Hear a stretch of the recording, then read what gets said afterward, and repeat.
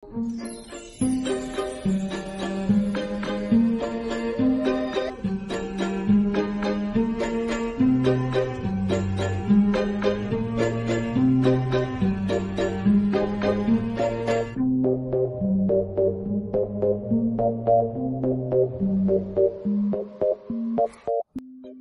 আলাইকুম, কেমন আছেন আপনারা সকলে?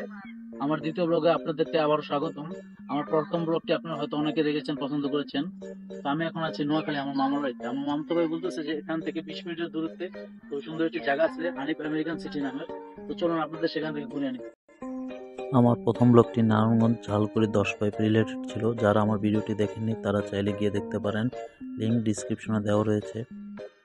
হানিফ আমেরিকান সিটি গ্রামের বুকে বিশ্বমানের রাজপ্রাসাদ বানিয়েছেন এক আমেরিকা প্রবাসী, যা নোয়াখালীর জন্য একটা সম্ভাব্য দিক। বিশেষ করে ট্রাভেল প্রেমীরা গিয়ে ঘুরে আসতে পারেন।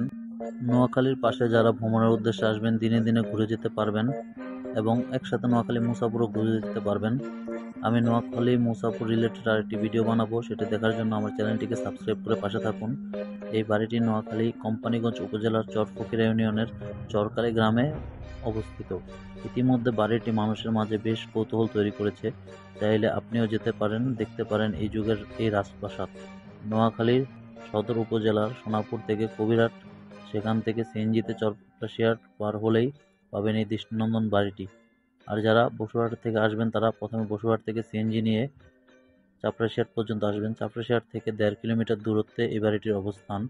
সেখান থেকে একটি মিশুকে চড়েই চলে আসতে পারেন, এই বাড়িটি দেখতে পারেন এখানকার সৌন্দর্যগুলো। বাড়িটি ব্যক্তিগত মালিকানাধীন বাড়ি। এ বাড়িটি বরাবরই তার মালিক হানিফ সাহেবের নামে হানিফ আমেরিকান সিটি নামেই পরিচিতি পেয়েছে। এই যুগে এরকম মানুষ পাওয়া খুবই মুশকিল। তিনি আমেরিকা থাকা সত্ত্বেও বাড়িটিকে উন্মুক্ত করে দিয়েছেন শুধুমাত্র গ্রামবাসীদের জন্য। বিকেল হলে এখানে গ্রামবাসীদের আনাগোনা দেখা যায়। আজকে অবশ্য কেয়ারটেকার না থাকাতে আমরা আপনাদেরকে ভিতরে ঘুরিয়ে দেখাতে পারলাম না। আমি আমার মামাতো ভাই সিয়াম এবং খালাতো ভাই স্লোবকে নিয়ে বাইরে বসেই কিছুক্ষণ আড্ডা দিলাম এবং বাড়ির সৌন্দর্য নিয়ে আলোচনা করলাম। সত্যি বাড়ির সৌন্দর্যটা খুবই মনোমুগ্ধকর। গ্রামীণ সবুজ শ্যামল পরিবেশে এরকম একটি বাড়ি খুবই সুন্দর লাগে দেখতে।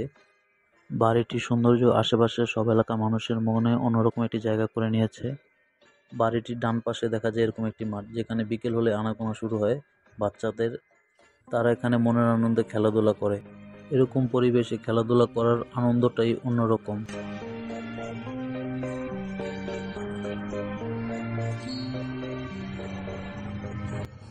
বাড়িটির বাইরে বিপরীত পাশে দেখতে পারবেন বাড়িটির পারিবারিক কবরস্থান। বাড়িটির সামনে একটি চটপটির দোকানও ছিল। এখানে ঘুরতে আসা মানুষদের জন্য এখানে চটপটি বিক্রি করা হয়।